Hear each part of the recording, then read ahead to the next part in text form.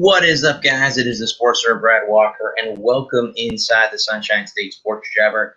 Hopefully, everyone out there is having a wonderful Monday evening. Hopefully, everyone out there is staying safe. Just a kind of an announcement, guys. This will be my second to last show of the year. Next week will be the final Sunshine State Sports Jabber of the year. Yes, it'll be the final show next week. I will not be doing the show on the 28th, and if you guys like my Walker Report, the final show for that show is happening this Thursday, as me and the crew are going to take the final 2 weeks of December off to get a hot start in 2021. But guys, just want to, I'm still here. I'm still going to be here next Monday, and I'm going to be on Bullseye till the end of the year. But guys, the Sunshine State Sports Jabber is sponsored by Arena Eats. Log on to the website arenaeats.app for the ultimate fan experience at your favorite sports venue. Arena Eats mobile app, pre-order, express pickup, and in-seat delivery. How do you place your order? All right, guys. So let me go ahead now and start the show, guys, as I always do. And guess what, guys? I had some Tampa Bay Rowdy news to bring to you. Again, since they were not allowed to play in the USFL Championship game. The good news is, guys, they are bringing back Captain Sebastian Gazzotti. Bear with me if I mispronounce that for all my Rowdy fans out there. He was the 2020 USFL Champion Defender of the Year. Forrest Lasso, among 9 players in the club combined, will return for the 2021 season. On Monday, as the championship Eastern Conference title winner announced his first roster moves. Also returning for the Rowdies is Aaron Guillen, Jordan Scarlett, midfielders Jordan Daughtry, Ian Ukra, Sebastian Delgard, and Lewis Hilton, and forward Juan Tizeja. So again, guys, we got some people coming back. Gazzanati had 36 goals and 10 assists in 89 appearances in a Rowdies uniform. That's pretty damn good. So we got some good guys coming back. Maybe we'll have a second shot at another, maybe this year, to have another shot at a possible USFL title again. Would that be something, guys, would that be something that is in the works for the Rowdies this year? I mean, I would be thrilled to death to definitely see that, to see them come back and have the championship ready to go. So that would be awesome to see if that is a possibility for the Rowdies in 2021. They have a lot of the players that were on the team this past year. So again, guys, it's good to see the guys come back, because I think that's always the biggest thing when you have a championship run is you have guys that don't come back, and the team has to replace those guys. But for this case, so far, it looks like the Rowdies are coming back. They're going to be coming back, and they're going to have a lot of their players back. So that is outstanding news for all my Rowdy fans out there, that it looks like they got a lot of the players coming back. So you know what? Damn, let's make another run. Let's make another run in a USFL championship next year. But let's win. I'm really surprised, guys, they didn't play the game now that, again, the numbers have gone back up. But before, there was a time where the numbers were down. Surprised that they didn't retest everybody and let them play against Phoenix in the championship game and decide, right then and there what they were going to do. So that, guys, is kind of interesting. But for the most part, that's awesome news for the Rowdies that they're bringing back a lot of their players.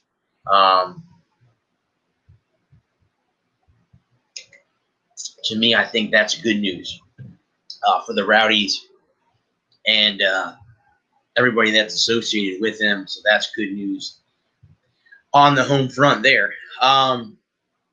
Guys, I'll dive into baseball. I'm going to kind of keep basketball, guys, in the middle of baseball and hockey, because basketball is actually an active sport right now. And I probably should have put baseball, then hockey, then basketball, but I didn't quite think of that until now. So my fault there. So I'm going to run basketball, guys, in the middle of baseball and hockey. I'm probably going to go ahead and put basketball next week in my final show of 2020 towards the end before football, because, again, basketball is active. The season is right around the corner for restarting again, so I got to get that in order. So I will be doing that again next week. Anyway, I'll go ahead and start with baseball, guys. And I kind of switched it up this week. I normally start with the Marlins. I'm going to start with the Rays this week.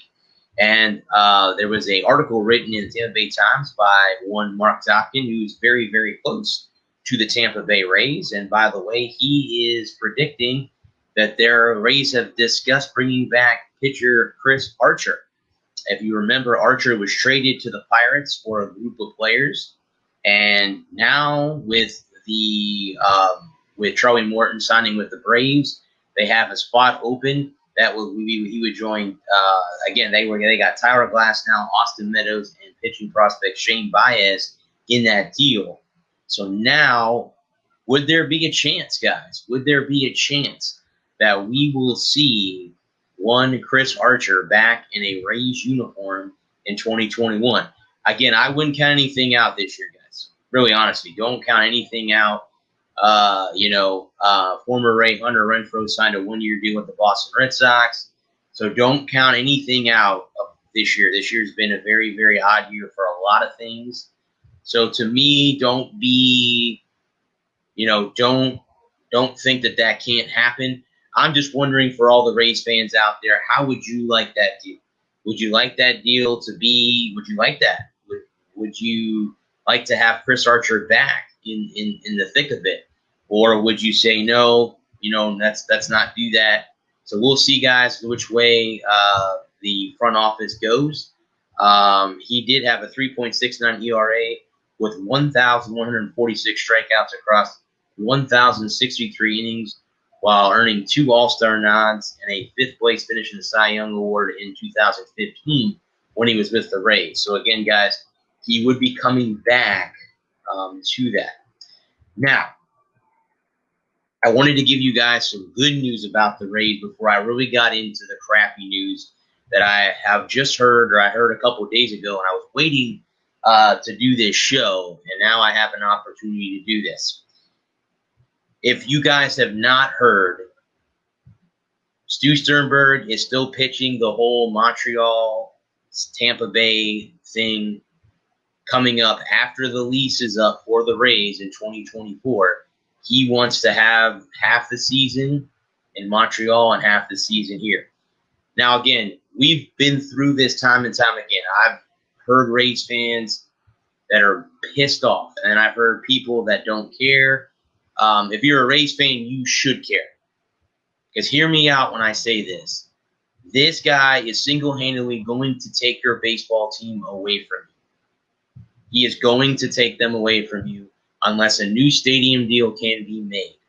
Either that or someone in the next, 6 years from now when the lease is up at Tropicana Field to somehow buy this team away from him before he does this. Because I'm telling you right now, guys, he is not keeping the team here.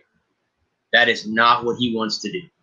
And that is not bullshit. I don't mean to cuss, but that is not that way, guys. This guy doesn't give a crap about you, doesn't give a crap about the fans. Look at the payroll, guys. This team played like they had, they were in the World Series last year against a team who had 4 times their payroll with the Dodgers. Right? The payroll should go up, right? No, he is getting rid of people to get the payroll back down. Why do you think he wants to do that? Simple. He doesn't give a rat's crap about you guys.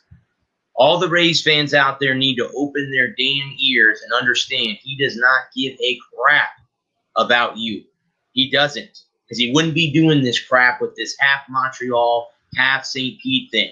And let me give another shout out, too, to the mayor of St. Petersburg, Rick Kreisman. You're another reason why this deal hasn't been done either, because they wanted to put the stadium in Tampa, and you fought that because you didn't want it to leave St. Pete.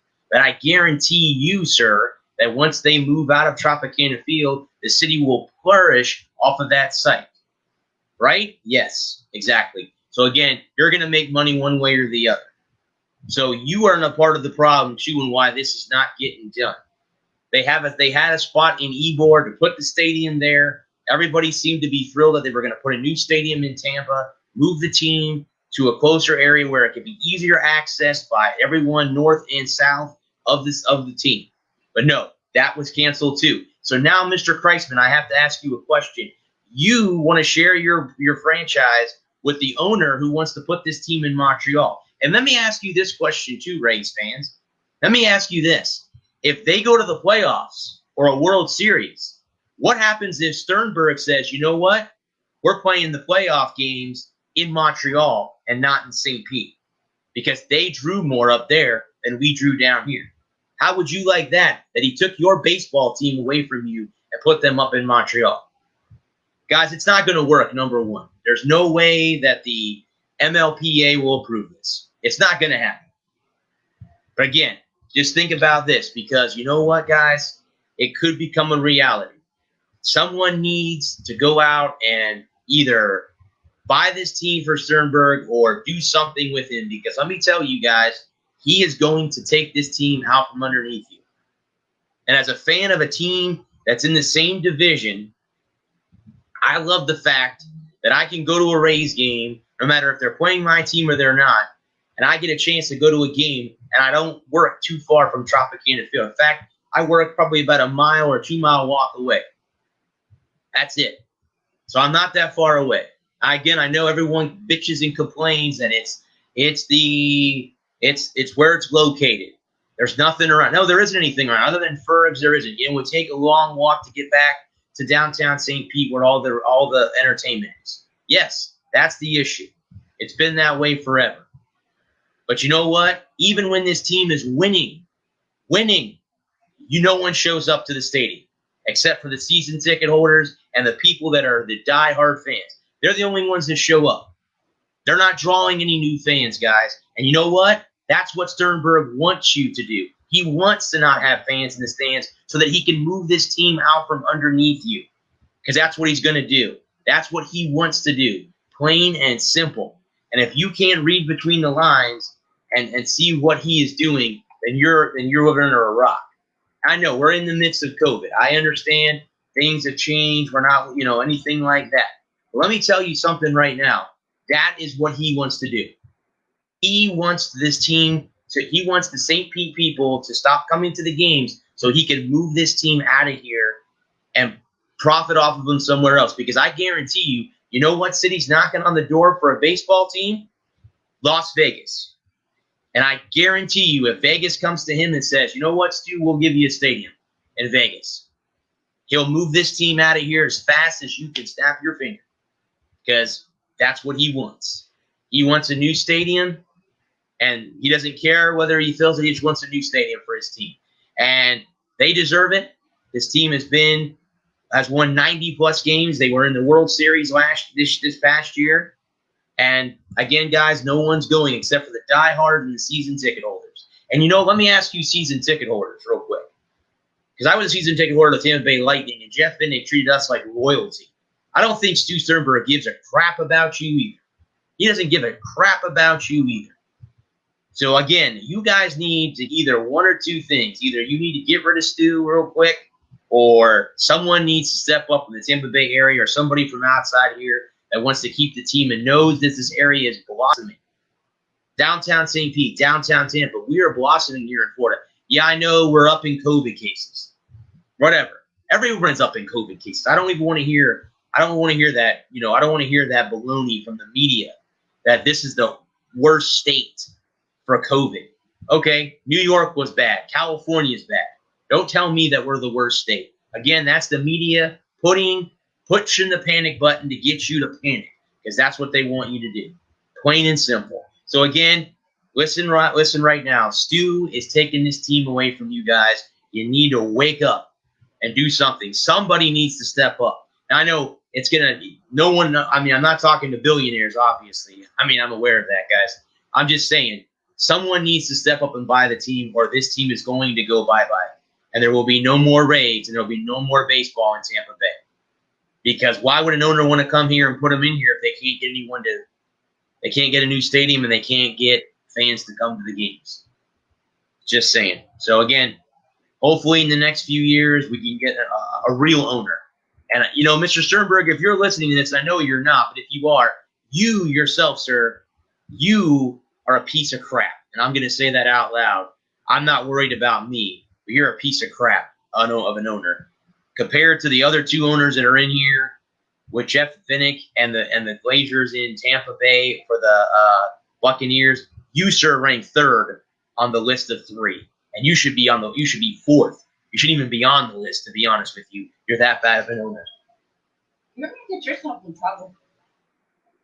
You better watch what you're saying.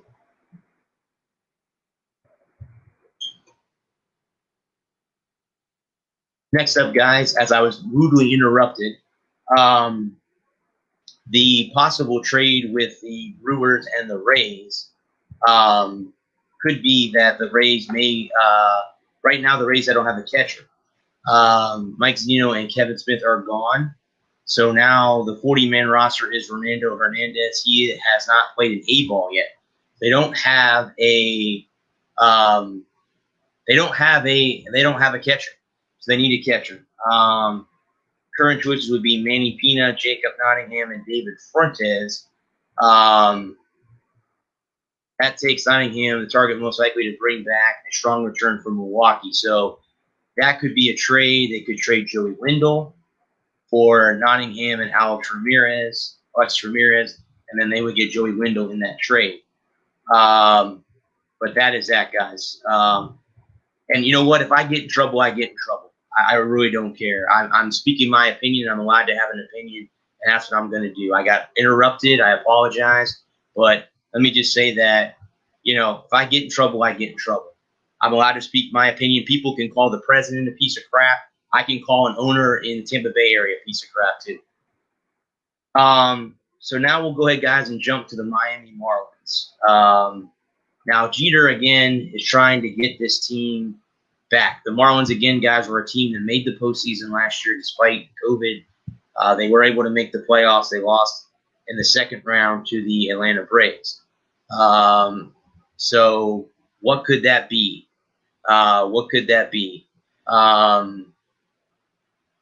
So with the Marlins, take a look at Giancarlo Stanton's contract to help you rebuild your prosper. Would you scratch your back, I'll scratch yours type situation?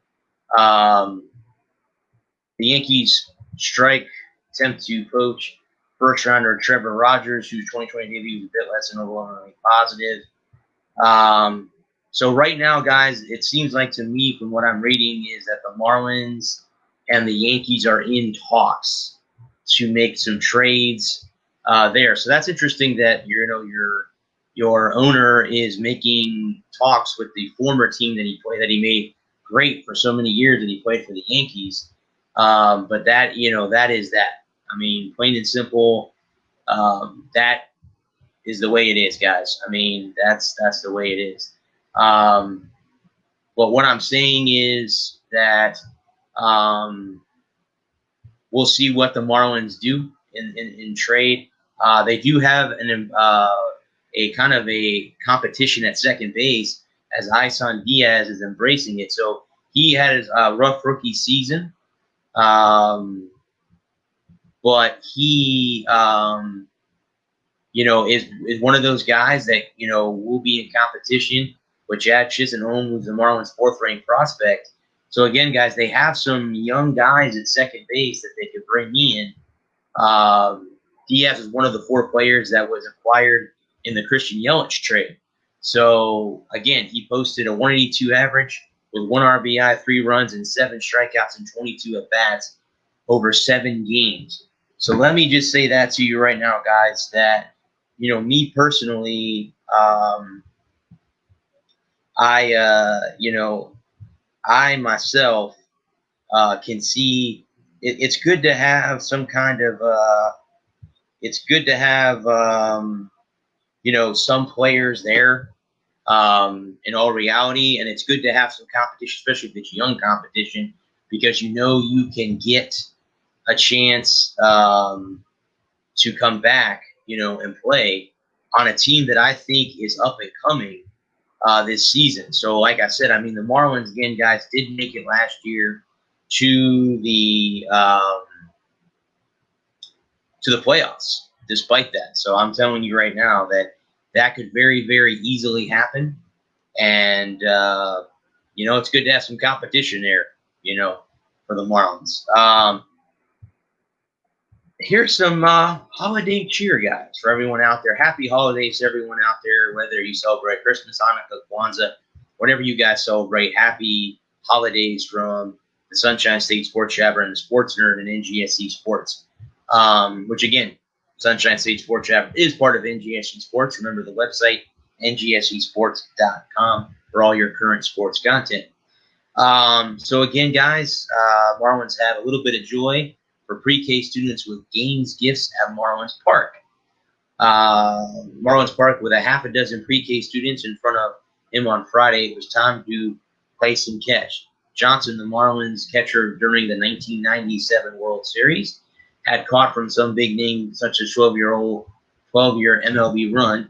He was behind the plate for each of their first 3 no-hitters in Marlins history, and Al Leiter, Kevin Brown, and A.J. Burnett. But he even wasn't expecting to eat from some of these youngsters were throwing.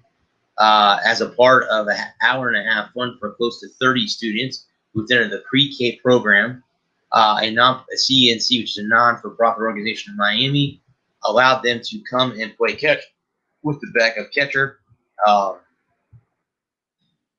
Friday marked the 3rd consecutive day that the Marlins have hosted community outreach events. They have provided meal boxes to more than 500 families at food distribution on Wednesday and held a toy distribution for first graders at KIPP Sunrise Academy on Thursday. So that, guys, is pretty damn good for all of the kids there that have, celebrated and everything else going on. But that's how that is. And guys, if I did hurt anyone's feelings out there, if I did hurt, someone's feelings that likes Stu Sternberg, again, it's an apology thing, but that's my opinion, and I'm allowed to have an opinion about an owner. Okay, I'm allowed to have an opinion. I've said on my other podcast numerous times that, Gary Bettman is not the greatest commissioner. We went through all that too. I wasn't calling out the mayor or anything like that. He's part of the problem. I didn't say anything bad about the mayor. I just said something bad about Stu Sternberg, and that's that. And that's how I feel. And if anyone has a problem, then you can come and talk to me, and we can hash it out. All right, guys, let's go ahead and talk about the NBA. So here are the Toronto Raptors. They are currently up, guys, 85-84 as they wind down the third quarter. Now, remember, LaMelo Ball is playing for the Charlotte Hornets, so he is in this game as well. Here are 3 takeaways, guys, from the win that the Raptors had earlier. Number 1, new season, same defense. The Raptors were ranked 2nd in defense rating last season and showed no signs of rushing their first preseason action. Although the Raptors were on the receiving end of a 22-0 run in the first quarter, that was due to a lack of offensive predicting rather than defense.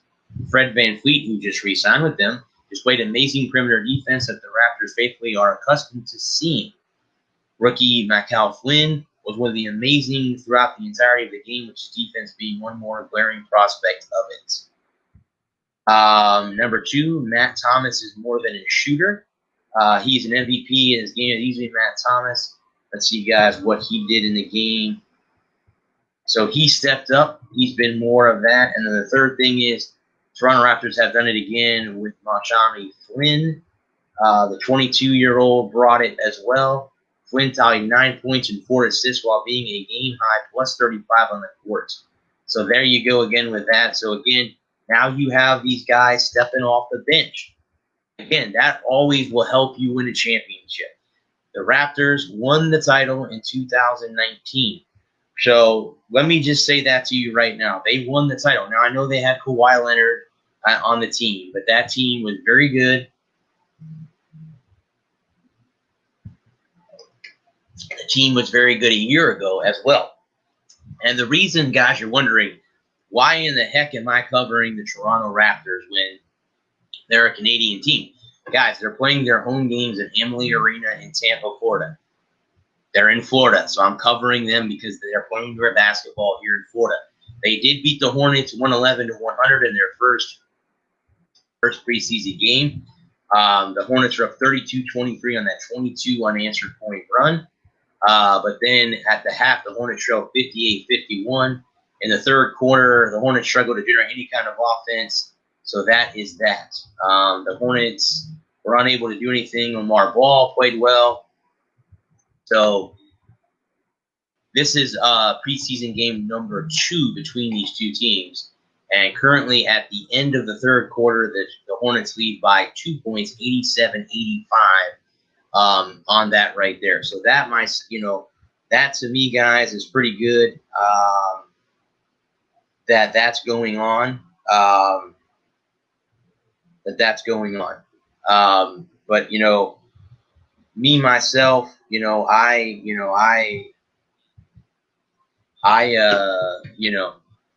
am interested to see where the team goes. And again, they're down by 2 points here at the end of the third quarter. So again, guys, if you have not heard either, that James Harden still wants out of Detroit, or excuse me, out of Houston, I apologize. Well, one of those teams that he's interested in coming to is the Miami Heat, who happens to be one of the teams that I cover. And the interest is mutual, so meaning that the Heat would like to have him here. According to Barry Jackson of Miami Herald, Tyler Herro is not considerable off the table. So again, what would it take to get James Harden here to help with, of course, the team that is the defending Eastern Conference champions? We will have to see exactly how that all plays down, but it would be interesting to see how that would go. A deal involving Harden would have to involve Tyler Herro and Duncan Robinson as the main assets going to Houston. Although Bam Adebayo is the Heat's biggest asset, Miami just signed him to a max extension. He's not going anywhere. And Jackson reported that Tyler Herro would not be considered off the table in a Harden trade. So again, I still think that it makes the most sense for Harden in one with the 76ers for Ben Simmons. No Rockets fan should be excited about that trade away their franchise player. So again, we'll have to wait and see if the trade goes down. There was, again, guys, I thought that everything was cool in Houston with James Harden, but obviously not. Obviously, it is currently not there. So he wants out. Speaking of the Miami Heat, they are currently down 93-75 with 9:31 left in the 9:18 left in the fourth quarter to the New Orleans Pelicans and Zion Williamson. Just like the Marlins guys, the Miami Heat partnered with the World Central Kitchen, donated $3 million in support of hunger relief. The Miami Heat has partnered with the World Central Kitchen. This is the next step in the team's continuing effort to use their unique platform and standing in the community to deliver on their social justice pledge and effect positive change and uplifts the Black community. They've donated $3 million. Will expand organization Restaurants for the People program in Miami. The goal is threefold: to feed hungry people, to keep local restaurants and their teams open and working with the emphasis of supporting Black employment in the restaurant industry, and to spur other organizations joining the cause as well. So that is good news. $3 million donated by the Miami Heat. And again, guys, they currently do trail to the Pelicans there as well.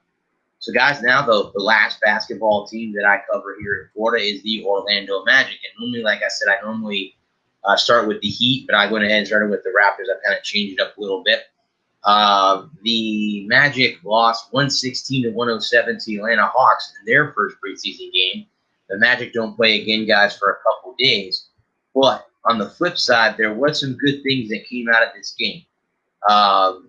It wasn't one of those things that it wasn't one of those things, that happened. Markelle Fultz had 21 points, 9 for 19, shooting and made both of his three-point attempts. So again, there were some bright, shining things for the Magic in this. Cole Anthony was a joy to watch. He opened up the second quarter with a fine three, did the same in the fourth from deep. There's another guy that, again, had to step up. I think that was their first draft pick was Cole Anthony. So they gave Markelle Fultz an A in this game, guys. Cole Anthony an A- at guard. They gave Jakovic a C. Michael Carter-Williams a C-. The Atlanta Hawks, they gave them a B+. So there you go with that. And then again, like I said, this is Luke Duffy, and he says that despite a muffed offseason, the Magic have enough about them for more factor this coming NBA season than people do realize. This is a team, guys, just like I was talking about the Heat. This is a team that got to the playoffs last year. They were knocked out in the first round by one Giannis and the Milwaukee Bucks in 5 games. So, again, that is that way. But, again, that's how I look at it, and that's how I portray it, that the Orlando Magic guys do have some life. They do. This team can play very, very well. And I think this team, given the right circumstances, could very easily find themselves. And again, I guess for the Magic fans, they don't want to be the 8th seed. They don't want to be just getting in the playoffs. They want to get in and be in the middle of the pack in the Eastern Conference. So is that going to happen this year? That I'm not too sure about. But I think this team could be a 7 or 8 seed again in the playoffs coming up this year as the season begins in a couple weeks. Their next game, guys, is not until Thursday against the Hornets again, and it starts tip-offs at 7 p.m. But again, what it is, guys, is this team can do it. They did it last year, and I think the team can do it again. I really honestly do. That is something, me personally, I've never been to a professional basketball game, but I like to go. The closest team to me, guys, is Orlando. Orlando's only a 2-hour drive from where I live, and so it would not be, it would be just a hop, a skip, and a jump up by 4, and I would be there. So that is how that goes right there. But, guys, the Sunshine State Sports Chapter is sponsored by Arena Eats. Log on to the website arenaeats.app for all the ultimate fan experience at your favorite sports venues. Arena Eats mobile app, pre-order, express pickup, in-seat delivery. How do you place your order? All right, guys, so we will now jump to hockey, as the hockey season, I think, is going to start, guys, next month. They're going to have a 52 to 56 game season. So there's been some big changes to the coaching staff and the front office for the Florida Panthers. Not so much their head coach, but there has been some coaching changes. There's a new general manager and stuff like that. Well, guess what they did today? They went out and hired a goaltending consultant. And who do you think the Florida Panthers would hire as a goaltending consultant? If you guessed Roberto Luongo, you would be correct. Roberto Luongo has signed on to be their goaltending consultant. The man played most of his career in Florida, wearing the number 1. Of course, Vancouver was the other spot that he was in, but he played a lot of hockey in Sunrise for the Panthers. He will assist special advisor, the general manager, on to oversee the organization's goaltending excellence department. So he is going to be one of those guys that helps out the goaltenders. Wouldn't that make a lot of sense to do that?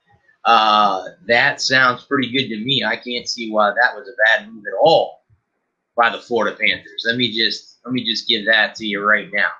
Let me just say that to you right now. That was an excellent move on the fact of the Florida Panthers right there. That is pretty damn cool that they went out and brought Roberto Luongo back as a goalie consultant. So he will be back. Number 1 will be back in Sunrise again as a consultant. So congratulations to Mr. Luongo. Being a Lightning fan, we got a heavy dose of him when he was in Florida. When he was playing with the Panthers, there were nights that we didn't like him, and there were nights that we did like him when we were able to score a lot of goals against him. But congratulations again to you, sir, Roberto Luongo, that you are back in Sunrise. Just like the Miami Heat, the Miami Marlins, the Panthers are also doing festive things, and they gave free trees to military families. The Panthers hosted a Trees for the Troops drive-through event at the BB&T Center in Sunrise. The team partnered with Twin Peaks and Truly Hard Seltzer to distribute 40 Christmas trees to military families on Sunday. Some attendees said they admire what the Panthers organization does on and off the ice. I'm a fan of the Panthers because of everything they do for the community and how they do get. It is unbelievable how much it helps. Veterans and their families also received a tree stand, lights, ornaments, and a Walmart gift card for the holiday season. So thank you to the Florida Panthers, Miami Heat, and Miami Marlins on giving to their community there. Now, here's a Christmas wish list for the Florida Panthers for the 2020-2021 season. So, again, guys, here we are now. This is what it is right here. They're hoping that this happens this upcoming year. Sergei Bobrovsky bounces back. He had a rough year. He signed a 7-year, $70 million contract. He had a .900 save percentage with a 3.23 goals against average. That is how that is. But that is how that all broke down right there. So now here we are again too. Weegar proves his worth. Mackenzie Weegar is a 3-year deal with $3.25 million. He has to step up. They're going to have him step up big time. He only had 18 points. However, with an increased ice time, he was Defensive Player of the Season. Patrick Hornqvist has got to get hot early. That is something else that they need to do as well. That is something else that needs to be done for them stepping up this year.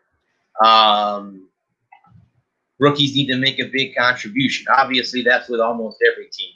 You want to have your rookies step up. Everyone has team goals. Again, I think the biggest team goal for the Florida Panthers is to get out of the first round. This team has been in the Stanley Cup Finals before, only to get swept by the Colorado Avalanche. So, again, this is a team that really needs to also be there when it's all said and done. But they themselves, guys, have to be, they have to be ready to go. And, again, this team was in the playoffs last year, lost to the Islanders in the first round. Plain and simple, they lost to the Islanders in the first round. So now we'll go ahead, guys, and talk about the defending Stanley Cup champion Tampa Bay Lightning. The latest NHL realignment proposal came out just a couple of days ago. Again, I was talking earlier about a 56-game season. The proposed alignment, again, this would be what would happen to the Bruins. No Boston Bruins to contend with in the division would be one of the changes. The Lightning don't have to worry who the Lightning don't have to worry about. That would be the Red Wing. There's going to be a lot of changes if that makes. Who might the Lightning give the Bolts a little? Who will give them a little trouble? Who could thwart the Lightning from winning the division? That could be the Columbus Blue Jackets, who they've had some issues with in the past. So again, with the realignment, guys, it comes down to that. It comes down to the fact that, it could be a little bit different this year coming up. Because, again, most likely, guys, because of the Canadian border and U.S. border being closed at the present moment because of COVID, there probably is going to be an all-Canadian division, which means you won't see any Canadian teams. So there won't be a Montreal, there won't be an Ottawa, and there won't be Toronto coming to Amalie Arena. And we're not going to be going to the Air Canada Center to the arenas there in Canada. We're not going to be going there. So that, guys, that's that, man. I mean, plain and simple, that is how that is. So, to me personally, it comes down to, it comes down to everything going on. And, as far as I'm concerned, that's that, man. That is, that's, to me, that's pretty damn good.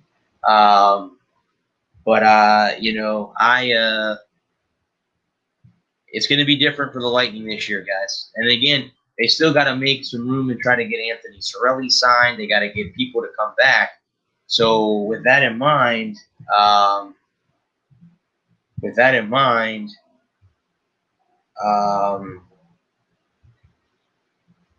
to hang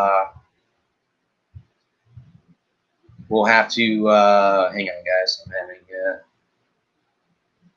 there we go.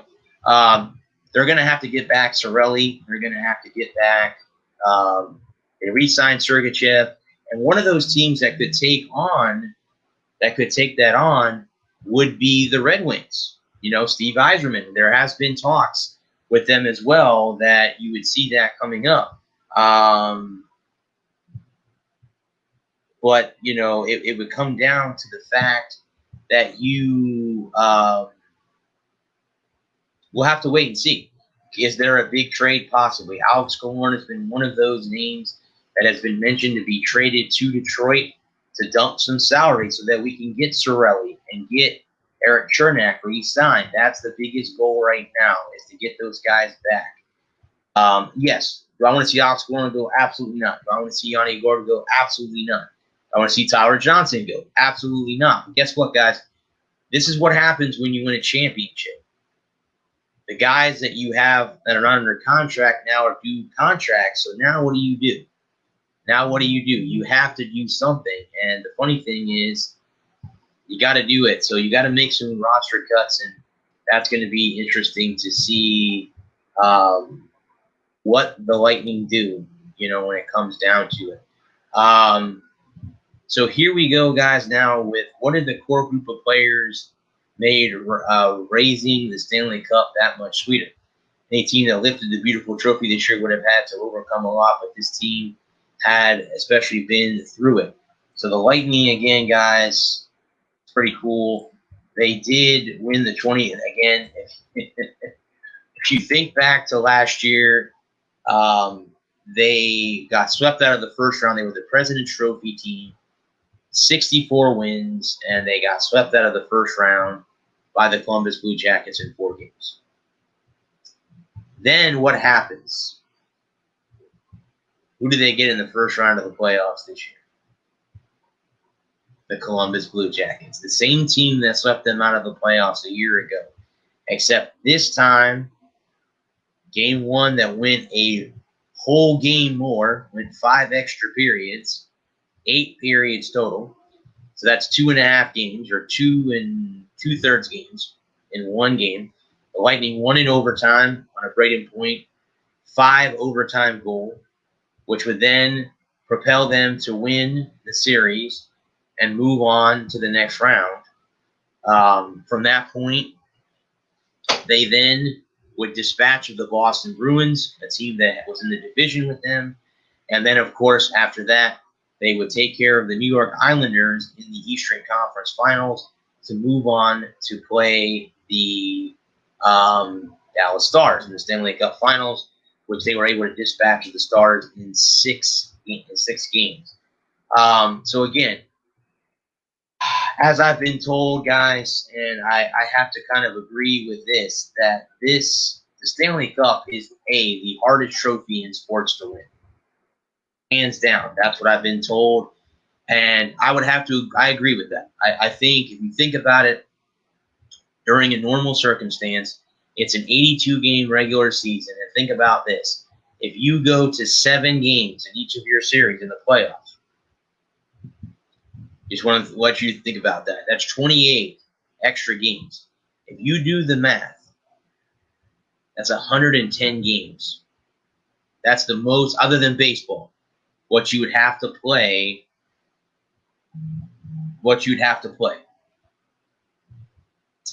So to me, guys, I have there's no reason for me to disagree with that.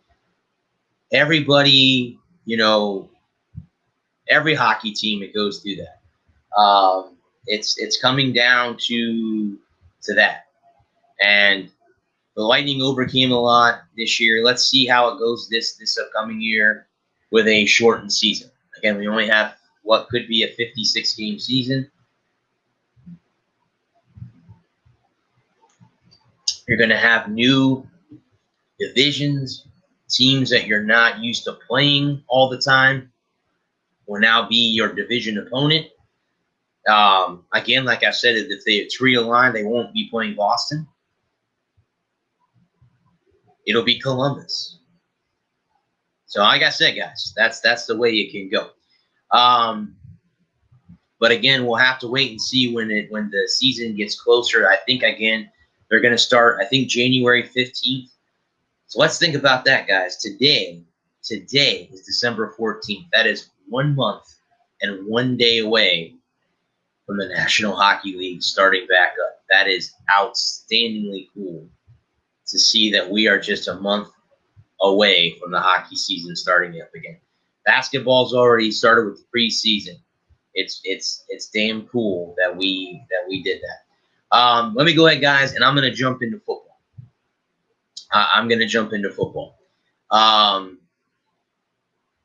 I'll start with the Jacksonville Jaguars, as I always do. Now, the Jaguars did go back after 6 weeks. They did go back to Gardner Minshew in the second half against the Titans.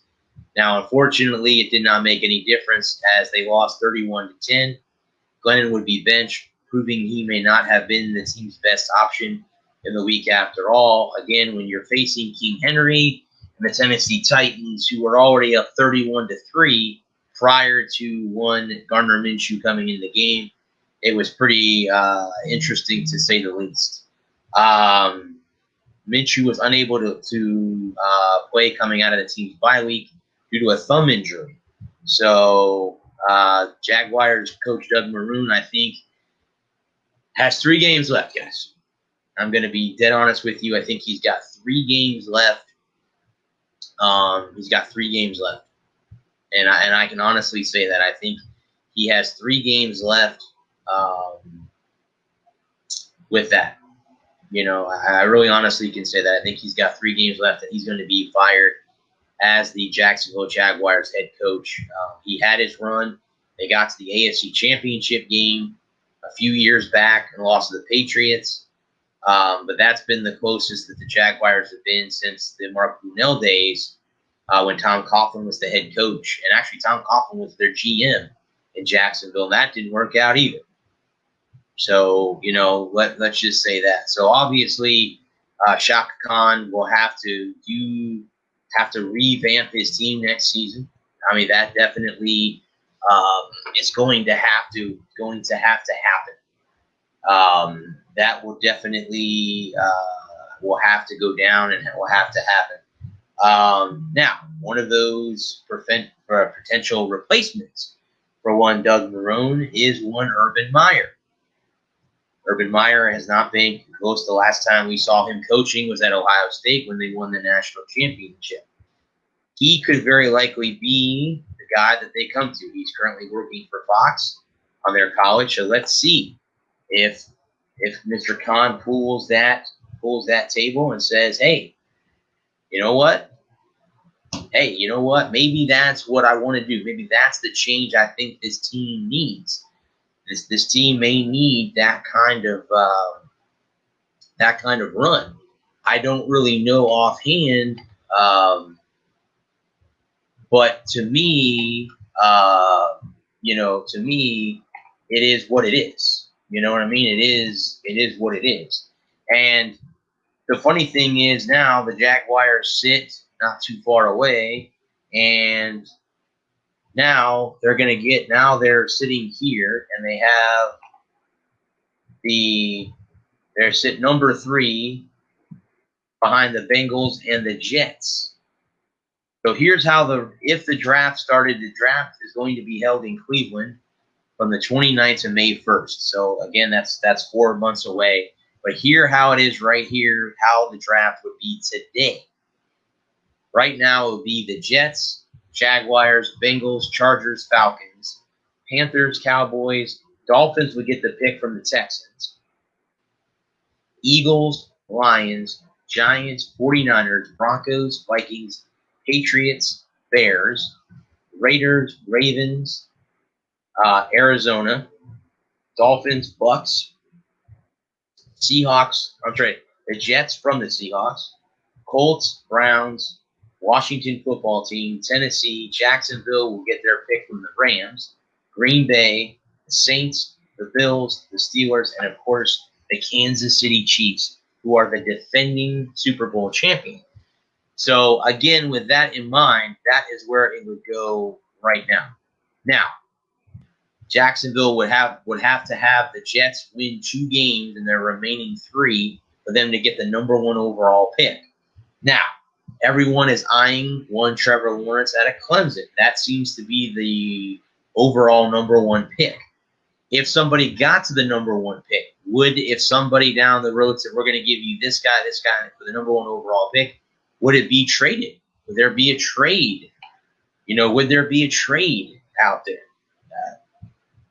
You never know, man. You never know what might happen. But here's how it goes. Their next game, guys, is against the Baltimore Ravens, who are up 14-7 over the Browns as we speak on Monday Night Football. They're on the road in Baltimore. Kickoff is at 1 o'clock. The Ravens need to win down the stretch to stay in the division with both the Browns and the Steelers. The Steelers have lost 2 games in a row. Jacksonville is not going to have it easy, guys. They are not going to have it easy at all. They're not going to have it easy at all. So, can Jacksonville win one of their remaining 3 games? Well, we can all cross our fingers and hope that they do. But then again, do you want to? You've only won 1 game so far this season. You can go 1-15 and be up there as one of the high draft picks. So we'll see. We'll see how that breaks down. Let me go back, guys, real quick. I'm going to jump back. The Heat did lose to the Pelicans, 114-92, but the Raptors have moved ahead of Charlotte, 105-96. To kind of give you guys a little bit of an update on the NBA there. So let's go ahead, guys, and jump now to the Miami Dolphins. The Dolphins did lose yesterday, 33-27, to the Kansas City Chiefs. Now leaves the Dolphins at 8-5 on the season. There puts them in a precarious position. 3 games left against teams contending all for playoff spots. So this puts the Dolphins in kind of one of those weird predicaments. Of course, Tua said it hurts a lot to come up short. They second in the league, points allowed, and they forced getting a season-high 4 turnovers. Despite missing Kyle Van Noy and Owen Roberts, the 3 takeaways were interceptions off Chiefs quarterback Patrick Mahomes, who thrown only 2 picks in weeks 1 through 13. So again, the Dolphins did everything they needed to do to win yesterday, except where did you lose on the scoreboard? And I mean, that happens in every level. That happens. That does happen. That happens a lot where you win. I mean, ask the Minnesota Vikings, who I'm going to talk about here in just a few minutes, against the Bucs. And they won in every category except 2, the turnover battle and the scoreboard. So again, that sometimes those are games like that where you win everything, and that is that. So here, guys, are the grades given yesterday in the loss to the Kansas City Chiefs. The passing game was a B. Tua did throw for 316 yards and 3 touchdowns in that game.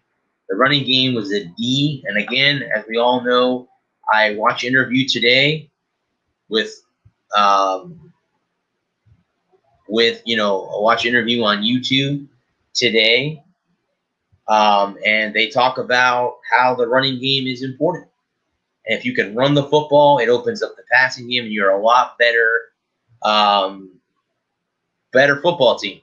Pat McAfee was talking to LeGarrette Blount, who just retired from the NFL, and that's what he said. He goes, teams that can run the ball well win football games. Tennessee is one of those teams who runs the football very, very well. If you can do that, then you're going to win football games. Defending the pass was a C. Again, even though the 3 picks, they did allow Mahomes 293 yards and 2 touchdowns in that game. Defending the run was a C. They allowed 16 carries on 32 yards to one Clyde Edwards-Helaire, the former LSU Tiger. and looks like the Browns just tied the game back up. Special teams was a D, so that is interesting.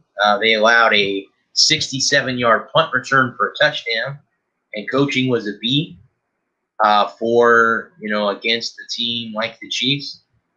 So not really all that bad, except again it left the Dolphins on a very very tough spot. I mean, again, you overall, that leaves you in a tough spot. I'm going to admit that. I'm going to admit that right there. That you have it does leave a lot of people. It does leave a lot of people, and now they will be playing their division rival, the New England Patriots, at 1 p.m. on Sunday. The Patriots lost to the Rams, only scored 3 points on Sunday Night Football. So they're coming into that game, and the Patriots are 6-7. The Dolphins are 8-5. So we'll see how they do, because the Dolphins need to win some games too down the stretch. Finish the season 11-5 would be great for the Dolphins if they can win their final 3 games. So now we'll get to the last remaining pro team that I cover here in the great sport of football, and that would be the Tampa Bay Buccaneers on a 26-14 win yesterday over the Minnesota Vikings, in which Tom Brady threw 2 touchdown passes. The Bucs also, along with the Dolphins, are 8-5, and they bolstered their playoff chances. Now, they've not been in the playoffs in 13 years. So the Vikings at 6-7 also do remain in contention. Brady did not throw any interceptions in this game. He went 15 for 23. And, there were 16,031 fans in the stands. Of course, social distancing at Raymond James Stadium. Dalvin Cook did rush for 102 yards against the league's #1 ranked rushing defense. Like I said, I mentioned earlier, guys. That the Minnesota Vikings basically had a lot of they were ahead on a lot of the stats. At the end of the day, the stat that you want to be ahead on is the scoreboard, and that's where they fell short. And this, guys, to me, was a big win for the Buccaneers. Coming off the bye, they had lost 2 games in a row. Again, the relationship between Bruce Arians and Tom Brady continues to be questioned. In fact, they were supposed to have a golf game together, but the NFL stepped in and said, no, we're not doing that. I guess Arians had a foursome plan during the break at Old Memorial in Tampa. For him, Brady, quarterback coach Clyde Christensen, and former defensive back Rondé Barber. But the NFL said it would violate the current COVID-19 protocol, and the outing was canceled. Arians made it clear that it wasn't to clear the air session between him and Brady, just to build on their relationship. So again, the NFL stepped in. Would you have liked to have been a fly in that golf cart, just in case I'm sure that they would be in separate golf carts because of COVID. But I'm just saying to yourself, would that be interesting if they did? Now, again, they weren't to hash out anything. I think it was Arians reaching out. Guys, I don't know. I hope this is not true, but there has been rumors floating around that Bruce will be gone and Josh McDaniels, the offensive coordinator in New England, will be the next coach here in Tampa Bay. I'm hoping I'm wrong when I hear those rumors, because I'm starting to drink the Kool-Aid. I will tell you that right now. I really do, honestly. I don't know if the relationship between Brady and Arians is all that good. I don't know. That could be media hype, as well as, remember I told you earlier about how the media likes to hit the panic button on things. That could be what they are doing here as well. They're hitting the panic button. I don't really know, guys. I can't tell you offhand. I don't really know. But there is one guy that is in the doghouse right now for Bruce Arians, and it's not Tom Brady. That would be one Leonard Fournette. As we saw yesterday in the game, LaShawn Shady McCoy had some runs. 10 games, Fournette has had 69 carries, 271 yards, 3 touchdowns. He also has 28 receptions for 171 receiving yards. But Fournette's opportunity with Tampa Bay, he just has not been his same since the Jacksonville game. If things don't work out for Fournette in Tampa Bay, his long-term NFL future could be in jeopardy. I don't know what it does linger in, guys, and that's the thing. See, the thing with Bruce Arians, guys, is if all the Bucs fans out there know, you get in the doghouse, it just doesn't happen, man. It just does not happen. So again, can Fournette come out? Of course you could come out of the doghouse, but you got to do something spectacular to do that. And as of right now, that isn't going. That isn't. Seems like it's going to happen. But we'll have to wait and see. Now the Bucs guys have 3 games left, starting in Atlanta. They go to Atlanta, then to Detroit, and then they come home to play the Falcons again. So they have 2 opponents left on the schedule. As I said last week on this show, I believe the Bucs can go 4-0 in their last 4 games of the season. They got 1 win against Minnesota.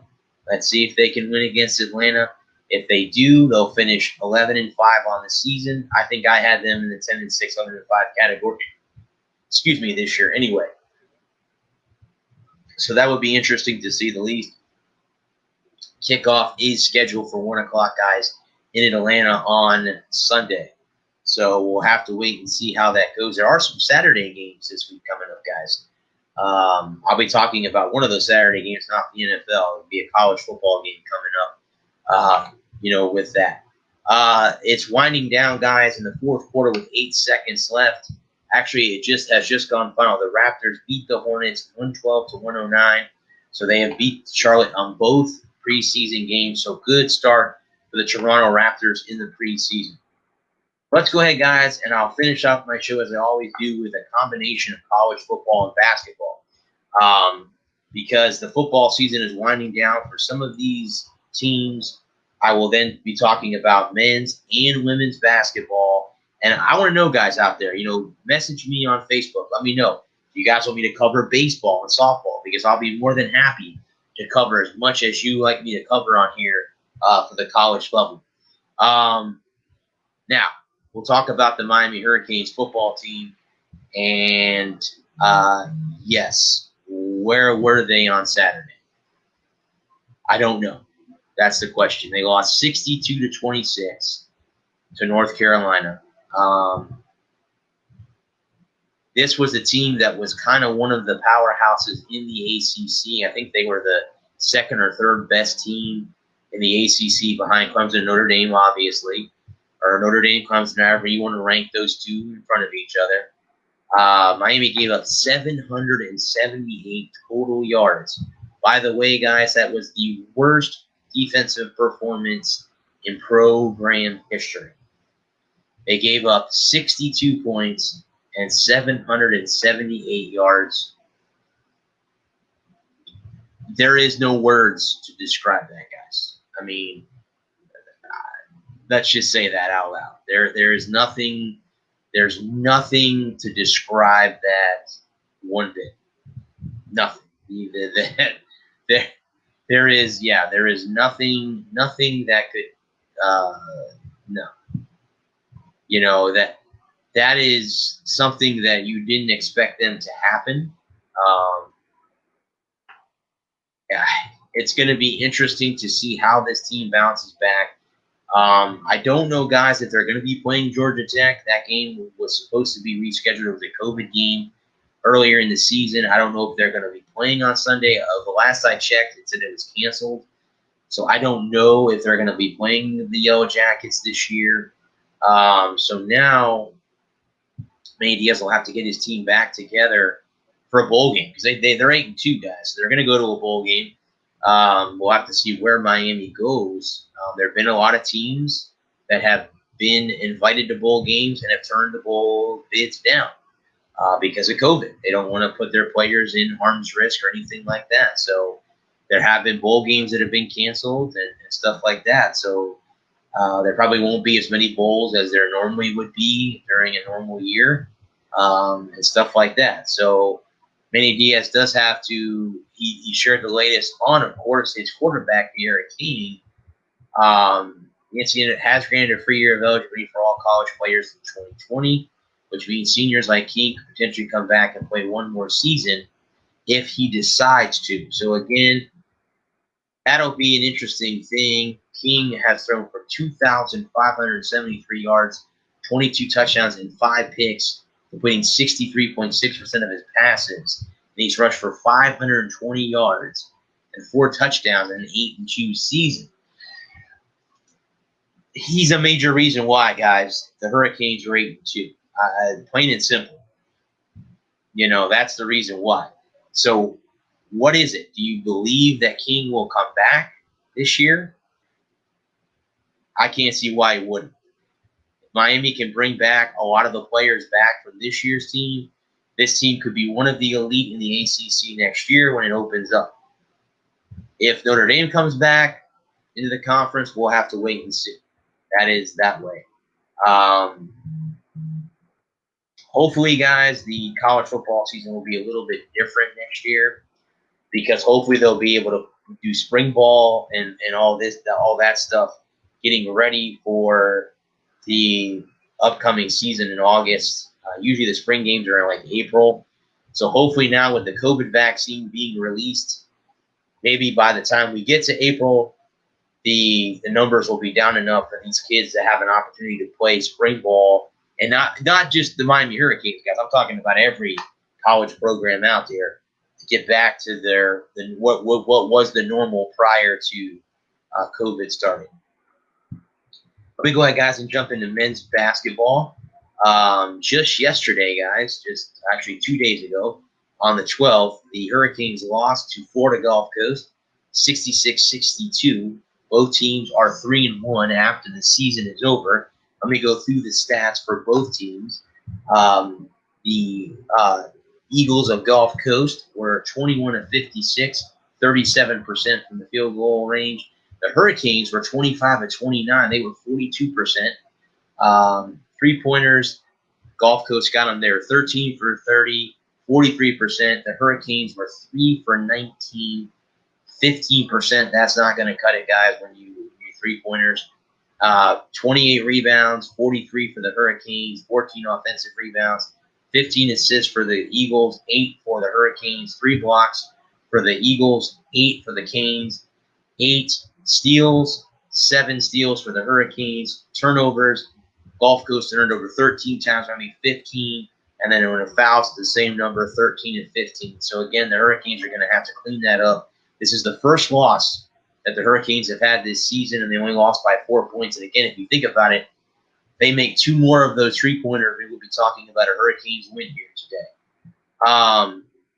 Their head coach, Jim Larraganda, the last timing potential for the transfer rule. It's possibly the NCAA will ease its rules to grant all transfers immediate eligibility. That means Hurricanes, because Elijah would be able to play for them this season, but want to blast to the timing as a possible change, which could come next week. Why would you make a decision like this in the middle of December? So again, he doesn't like the timing of it. So it's going to be able to open up a chance for transfer students to play immediately in college basketball for their new teams. The Canes have today and tomorrow off.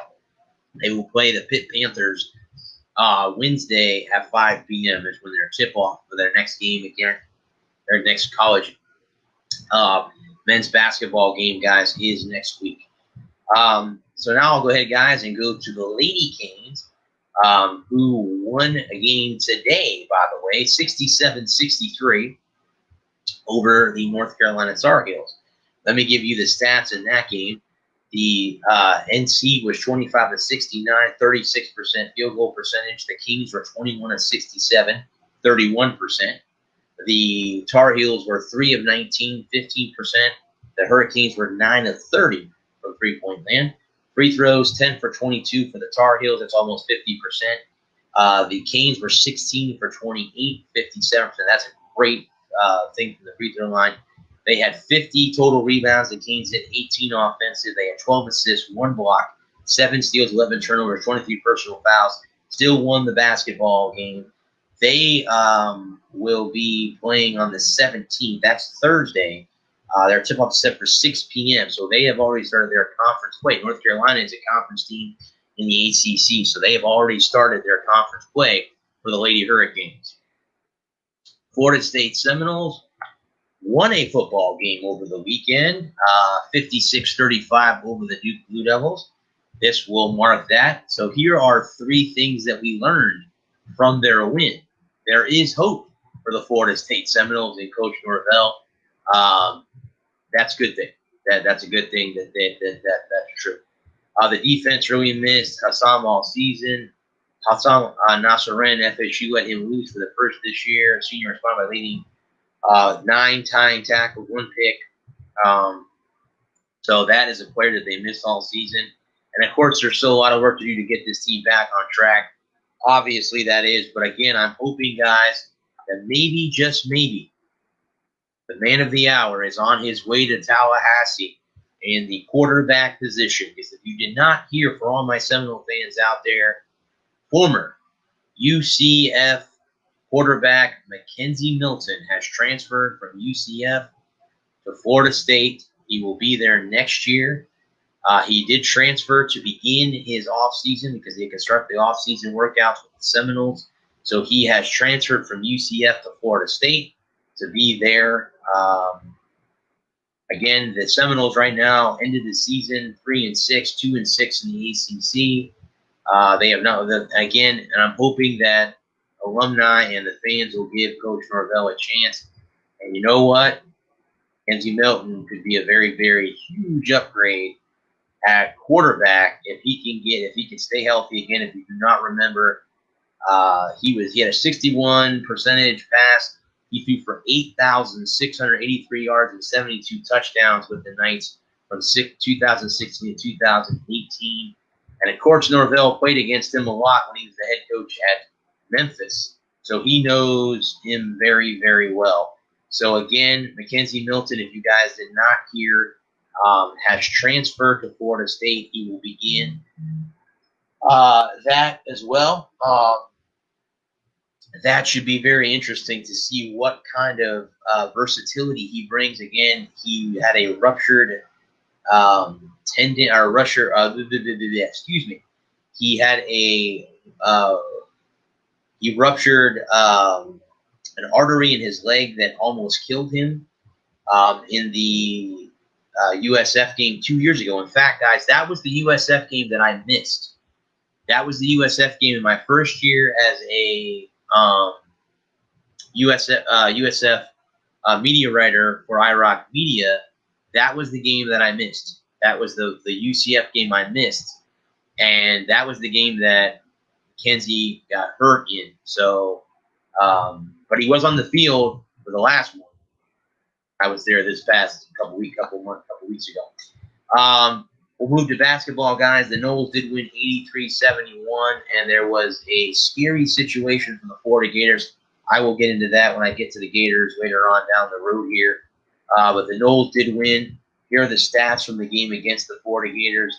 They were 26-54 from field goal range, 48%, 8 for 16, 50% from the three-point lane. That is awesome. 23 from 30 from the foul line, 76%, 33 rebounds, 8 offensive, 17 assists, 4 blocks, 8 steals, 16 turnovers, and 18 personal fouls as well. Now they they will be starting their league play as well as they tip off against the Georgia Tech Yellow Jackets at 7:30 tomorrow night. So they'll be tipping off their season for the Florida State Seminoles. For the Lady Noles, they played a game yesterday and beat the Virginia Cavaliers, who was going to their division or their in-conference rival, 69-51 in that game. Field goal percentage 25 of 53 for 47%, 4 for 16, 25%. They were 15 for 19 from the free throw line, 16 personal fouls, but they were able to beat the Cavaliers. The Cavaliers are 0-5. The Lady Noles are 2-0 to start their season. They will play on Thursday against the Clemson Tigers at 6 p.m. will be their tip there for the Lady Noles, Florida State. We get to now the Florida Gators, who came into the game 8-1 against LSU Tigers, only to have someone throw a shoe, and the LSU Tigers went up for the game-winning field goal from 57 yards, and the Gators would lose by 1 point. And now they, of course, will face off with the Alabama Crimson Tide this Saturday at 8 p.m. in the SEC Championship game. So that, unfortunately, we'll have to wait and see how that all plays itself out. I really don't know what to say about the game, guys, against LSU. We played down to them. That's it. We deserve to lose when you play down to your competition, and that's what they did. Now, Kyle Pitts did not play in the game, guys. That's a big factor in why we were unable to win. There were a couple times where I think Kyle Trask could have used him, but he will be. He is set to return against Alabama. Other players are safety Sean Davis, linebacker Jermaine Moon, running back Naquan Wright, linebacker Tyron Hopper, and offense will all practiced. So they'll all hopefully be back. They're going to need everything they have, guys, for Saturday's game because Alabama is on another level. And,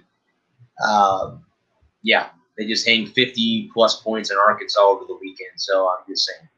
What I was talking about, guys, the scary moment was Kenyon Johnson. He is currently in a medical-induced coma following him collapsing on the floor in Tallahassee. They don't know what happened. He did have COVID, so they are kind of wondering if it had something to do with COVID. Following an alley-oop dunk, Johnson collapsed on the court during a timeout and was rushed to Tallahassee Memorial Hospital after being taken out on a stretcher. So that is that, guys. So, again, keep that in your mind. Keep that in your prayers for the Gators and the Martin family. They will play, guys, against North Florida on the 16th. That's Wednesday at 6 p.m. is the next game for the Florida Gators.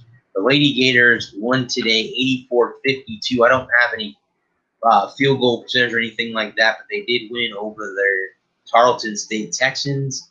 The Lady Gators are 6-1. Their only loss was to Florida State. They will be playing on the 20th against Dayton at 11 a.m. in the morning. So that's this Sunday coming up. They'll be there to play them. UCF, guys. Well, we now know who UCF will be playing in the Boca Raton Bowl. It's going to be BYU Cougars. So that should be a very, very fun football game to watch. It will be on Tuesday, December 22nd at 7 p.m. Eastern Standard Time, and it will be televised on the four-letter network of ESPN.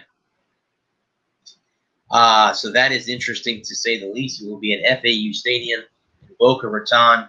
So congratulations both to the Knights and the BYU Cougars on making it to the Boca Raton Bowl. That should be a very interesting football game. Two high-scoring teams against each other. We'll have to see what happens for BYU coming up. For their basketball, guys, the men's basketball team is set to play Saturday at Tallahassee, against the Seminoles. They have no games since they lost to Michigan. The Lady Knights lost yesterday 70-57 to Florida Gulf Coast. They will be playing Tulane tomorrow at 5 p.m. Tip-off is set for 5 p.m. And now we'll go to USF. And let's just, again, this football season obviously was not what we all thought and hoped it would be under Coach Jeff Scott. But here are some bright moments, guys. There were some bright moments for USF. It wasn't all bad besides the record. So here's some of the bright spots for the USF Bowl. Wide receiver Omar Dawson. He was big down the stretch, guys. I remember hearing his name a lot. Running back Brian Battie.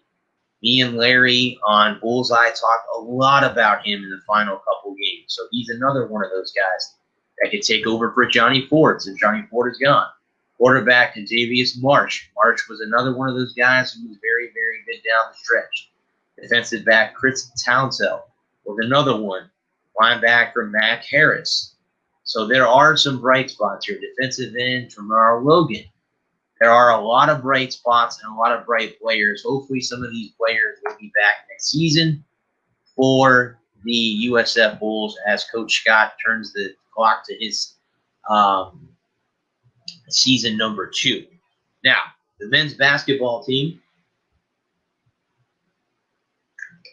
improved to 4-2 on the season, guys, by winning 58-56 over the Wolford Terriers on Saturday. They were 25 of 59 with a 42%. They were 4 for 17 from three-point land. I think we'll go into a lot more discussion about that tomorrow night on Bullseye. 4 for 10 from the free throw line. Larry is going to have a cow talking about that tomorrow night. Total rebounds, they had 40, 12 assists, 6 blocks, 8 steals, 18 turnovers, 20 personal fouls that the Bulls committed in a 2-point win. They will be on Wednesday playing the Bearcats as they begin their league play, 6 p.m. tip-off on Wednesday.